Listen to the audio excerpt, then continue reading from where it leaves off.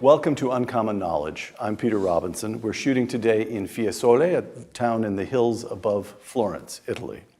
Associate editor of The Spectator, Douglas Murray, writes for a number of publications, including the Wall Street Journal. Mr. Murray is the author of a number of books, including The Strange Death of Europe, which appeared in 2017, and The Madness of Crowds, Gender, Race, and Identity, which will appear this coming September. Douglas Murray, welcome. It's a great pleasure to be with you. The Strange Death of Europe. I quote, "Europe is committing suicide, or at least its leaders have decided to commit suicide. Whether the European people choose to go along with this is naturally another matter," close quote. We'll come to your argument in a moment, but the book appeared in 2017. For now, what do you make of what the people are willing to put up with 2 years after you published the book? It's very interesting. In the 2 years since it came out, it's been coming out I think it's now out in every European language. So I've been pretty constant. I'm in a different country every week in Europe and elsewhere. And so I get a pretty good sense of where things are. I would say there are several things. The direction of travel hasn't changed, but some of those in positions of power have done things that I was surprised they would be willing to do to slow it down. I'm thinking particularly of the fact that the book centers on the migration crisis of 2015, which I just see as a sped-up version of something that had been happening for decades. But since 2015, the European leaders, among other things, did a deal with President Caliph Erdogan, and he now has a gun to Europe's head that he knows he can fire at any point. The deal. Can you just explain that? I'm going to have to stop you from time to time to make sure that for an American audience we're very explicit. Erdogan is president of Turkey, and the nature of the deal was? We Europeans pay him huge sums of money, and he stops boats leaving the Turkish shores for Greek islands. Right, and it is just as crude and straightforward as that. He's not doing it out of the kindness of his heart. Right. And things like that have undoubtedly meant that the flow of 2015 has slowed. I mean, the boats are still setting off from the North African coastline, but nothing like the rate of 2015. So there have been some things like that that have surprised me. All right. Let's lay out the basic argument. So you're not concerned with any kind of temporary European malaise or questions of slow economic growth, which is a lot of what we hear on the other side of the big water. Again, I'm quoting you. Europe today has little desire to reproduce itself, fight for itself, or even take its own side in an argument. By the end of the lifespans of most people currently alive in Europe, Europe will not be Europe, and the peoples of Europe will have lost the only place in the world we had to call home, close quote. 2 years later, you stand, but that's a very dramatic statement. 2 years later, you stand by that. Oh, absolutely. Yes, in the lifespans of, as I say, most people, it'll be a different place. It already is. And I lay some of that out in remorseless detail in The Strange Death of Europe. Sometimes when things happen relatively slowly, people get used to things, they adapt. I give the example of the census in the UK, the last census in the UK, which showed that in 23 out of 33 London boroughs, people who identify as white British are in the minority in those boroughs. So that in the lifespan of, I mean, you can either like that, dislike it, or feel benign about it. But that's a massive change in just one person's lifespan already. John Cleese tweeted, as we taped this, I think it was last week, John Cleese of Monty Python fame tweeted, "London no longer seems to be an English city." I think that's a close paraphrase, if not a quotation. And he was attacked, the attack, as attacks are on Twitter. Yeah. But he was correct. He was correct. And by the way, factually correct. What he said is effectively what is boasted about by politicians, including the Mayor of London and the previous Mayor of London. They say, it's an international city. They're very happy about that. Right. But if somebody says, well, that means it's not an English city anymore, then they attack somebody like, whether it's John Cleese, me, or whoever, for heresy. I mean, it's very interesting, by the way, isn't it? I mean, John Cleese was attacked for the heresy of Life of Brian, 40 years ago. Yes. He's attacked by the clerics now. It's just they're the clerics of the far left and the social justice movements and so on. They just happen not to wear frocks like his previous critics. But it's the same phenomenon. I've debated and discussed these issues for years now, and I know every one of the moves that people do. the number of dishonest moves, things like, that's not the case. Okay, that is the case. That is the case, but you shouldn't say it. Or, that is the case, and it's great, suck it up. Right. So, to continue with the basic argument, this has come about, this death of Europe, or this has come about, quote, because of two simultaneous concatenations from which it is now all but impossible to recover. The first is the mass movement of peoples into Europe, close quote. So explain that, explain 2015, and tell us what that was. What happened in 2015? Remind us, and that was a speeded up version of what? Well, again, you're talking to a largely American audience here, so fill us in. Basically, in the aftermath of the Second World War, most Western European countries decided that they wanted to invite migrant labor in to help rebuild. At the beginning, the idea was that they wouldn't stay. They would come and then they'd go home after doing the job. Unsurprisingly, they did stay, or at least large proportions of them did. And gradually, people started to be brought in even if there weren't jobs for them to go to. So, for instance, you imported large numbers of people from the Indian subcontinent to mill towns in the north of England when there were no mills anymore. And the thinking on that was? I'm not sure there was very much thinking. It was what we call the cock-up view of history, a succession of lazy and cowardly politicians who just found it easier to kick this one down the road and leave it to their successors to deal with. We kept changing the story of what we were doing as we were doing it. I recount in the book, we moved from the guest worker period to the multicultural period where you said, yeah, live in our country and sort of pretty much do what you like, to the modern one, which is become like us. Now, those are three totally different things in the course, again, of one person's lifetime. And I blame no migrant for being confused by that because we were confused. But in 2015, the movement got to its height of total unregulated movement. And this was the year in which it had started off in the beginning of this decade we're in, partly people fleeing the Syrian civil war, but then people from all across sub-Saharan Africa, North Africa, the Middle East, the Far East. And I started traveling to the camps in southern Europe where people were arriving in. I've been to many of the countries they were fleeing from. And it was a veritable United Nations of people. Now, in the eyes of some of the governments and many of the public, it was all people fleeing the Syrian civil war, but it wasn't. It wasn't. Even by the EU's own figures, at least 60% of the arrivals in 2015 had no more right to be in Europe than anyone else in the rest of the world. So when Angela Merkel invited 1 million refugees was the term. Migrants, let's call them migrants. Yeah. When she invited 1 million of them into Germany, this is crude.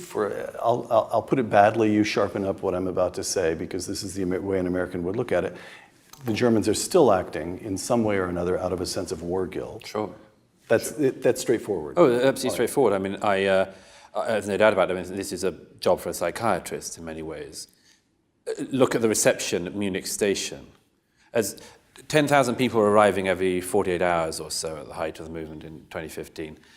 They were coming up through the Balkans and up through Central Europe. And there were crowds at Munich train station, high-fiving the arrivals, giving them balloons, teddy bears. What was it? It's perfectly obvious. It was Germans elated at the sight of people breaking into their country rather than trying to break out. Right. So, but even at that, even if it was a kind of act of German self-indulgence, an acting out of war guilt, the whole argument was that these people were unfortunate, that they were fleeing civil war, and you're saying that 60% of them simply weren't. A lot more than 60%. I mean, what you get into in all of the issues with migration is, and specifically European migration, is people find it incredibly hard to know where you salami slice issues. So, for instance, they say, yes, we'll have people coming in who are genuinely fleeing the Syrian civil war, for instance. Right. Well, there's an argument about that as well. You can look after 100 Syrians in a neighboring country for every one you look after in Europe. So it's not efficient in all sorts of ways, whether or not it's humane. But let's say that, yes, okay, people fleeing the Syrian civil war. But then you have the people, including the aid agencies, making the point, well, and one Afghan refugee made this to me to my face. He said, Syrians have only been at war for 5 years. We've been at war for 15 years. Why should they have priority? Very good question. So you go along that, and then you get to the thing that all of the aid agencies and the NGOs and others have been doing for years, which is you elide and rub out the difference between people fleeing war and people fleeing economic deprivation. Right. Now, one of the reasons why I'm quite tough about this is because I know where that argument leads.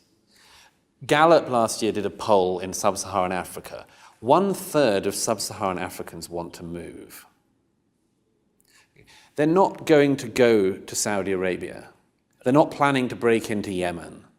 They want to come to Europe.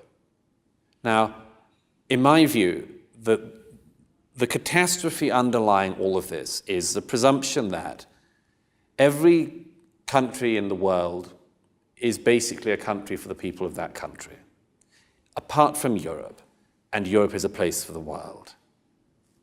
All right. A few figures from the book. Even as I was reading the argument, these figures, it takes a while to adjust. Again, it's because an American, our notion of what's taking place in Europe lags, I think. But I found every one of these things shocking. By 2015, I'm taking these from your book. By 2015, more British Muslims were fighting for ISIS than for the British Armed Forces. Yeah. By 2016, the most popular boy's name in England and Wales, Mohammed. By the middle of this century, this is a projection, by the middle of this century, a majority of Austrians under the age of 15 will be Muslim. And it is single-digit numbers of years ago that every one of those was unthinkable. Is that correct? Yeah. I mean, I smile because, I find it... You're used to it. I find it, if I didn't laugh, I'd cry. I've done the crying. I mean, the point about this is that, again, all of these things you're meant to not notice. You're meant to not say it either. You're meant to say, yeah, okay, so Mohammed happens to be the most popular boy. Then what are you saying, bigot? Right. What's wrong with that? Right. Or they find ways around it. They say, no, it's just that we counted the Harrys in a different way that year, and so on. All of these things, there has been an enormous cost that people have been made to pay if they observe what's in front of their eyes. And so we get used to this sort of just period of lying. Right. And that's what we've been in. What is the Orwell? It takes a great effort to see what is under one's nose. Right. All right, second concatenation. Again, I'm quoting you, Douglas.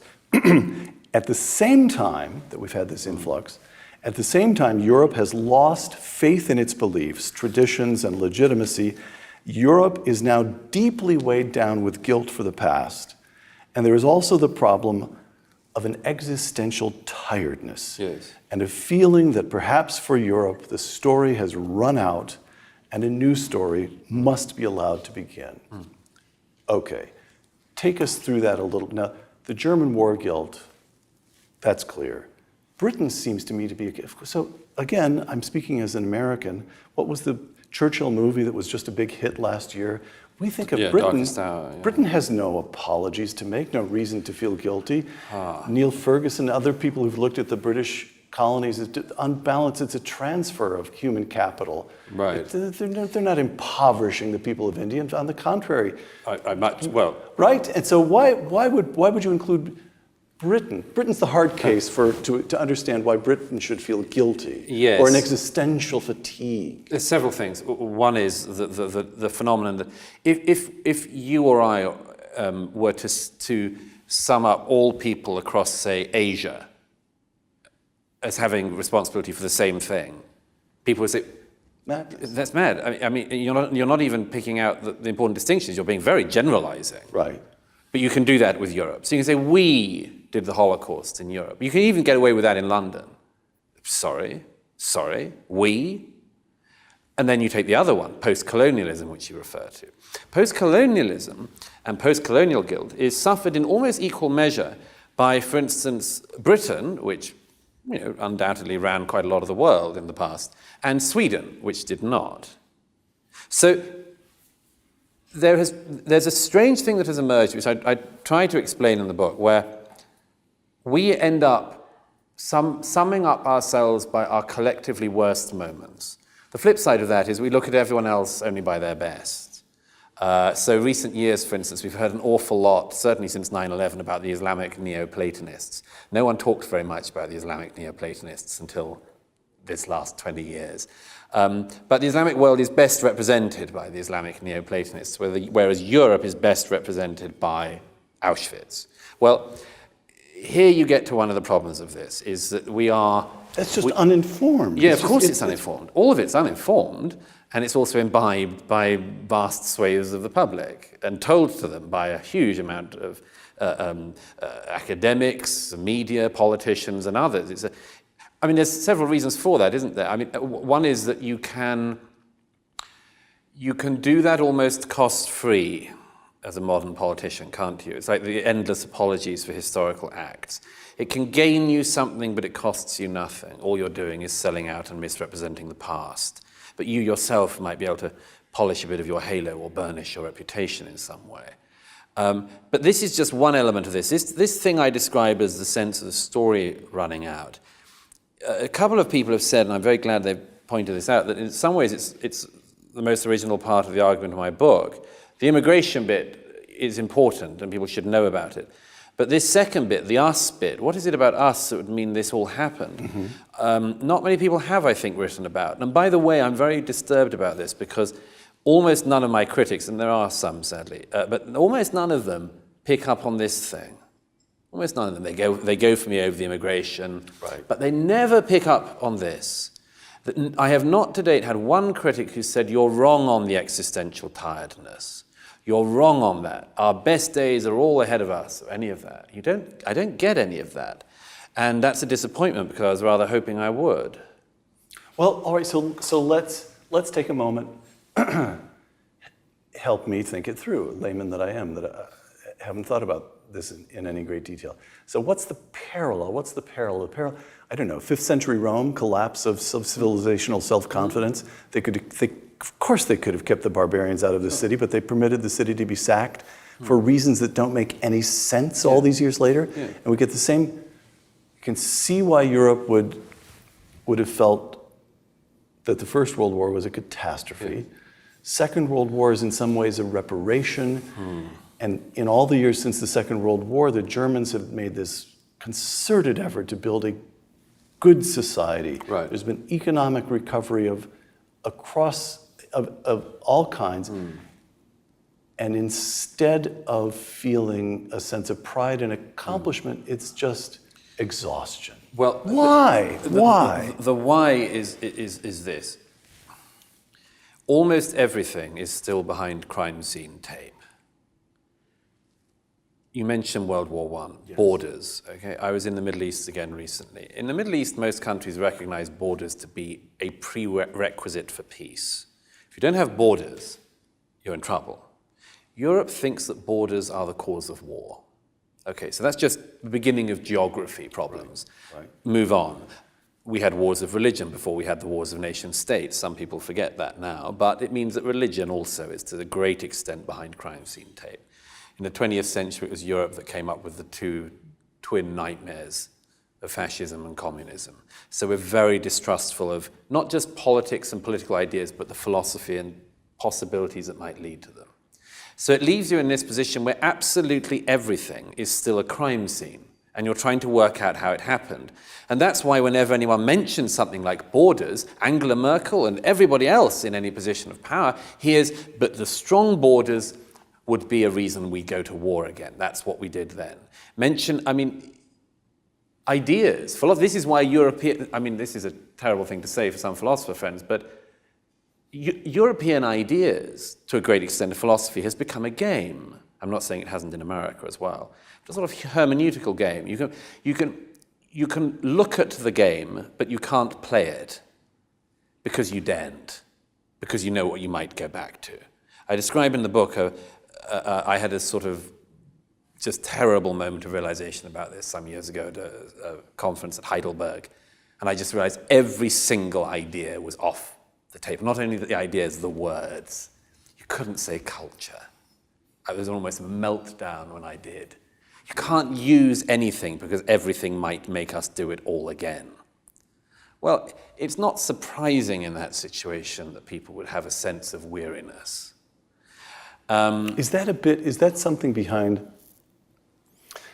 again, you're having to explain all this to an American, but is there some connection between that and the drive toward a European Union? Oh, yeah. That somehow or other we can escape our past by reinventing, we can dissolve our identity, We can dissolve our historical identity. We can wash away our historical guilt in this new entity. There is that. There's also, by the way, I mean, I was in Berlin again the other week, and a German audience member pointed this out to me, that there is also the thing of, even in this stage, the Germans want to lead the way. You know, they just want to lead the way in masochism, you know, and more. But the German instinct to dominate, even in the new era, is obviously still there. And also the European Union provides something to do. I mean, I was having this debate a little while ago with the former Polish foreign minister who said, yes, we've got to keep moving. The EU has to keep moving. It's got to have purpose. It's endlessly onwards and onwards. And my view as a skeptic of that particular project is, how about that it moves until the point at which you lose the public, for instance? How about that? But that's, of course, that's a mad xenophobic British view, of course. All right. You have a... Otra vez, el pueblo espera que vuelva su líder, ya lo ven, no existe otro mejor que Carlos Menem, ¡aea! Yo soy menemista, ¡aea! Dale Menem, dale Menem.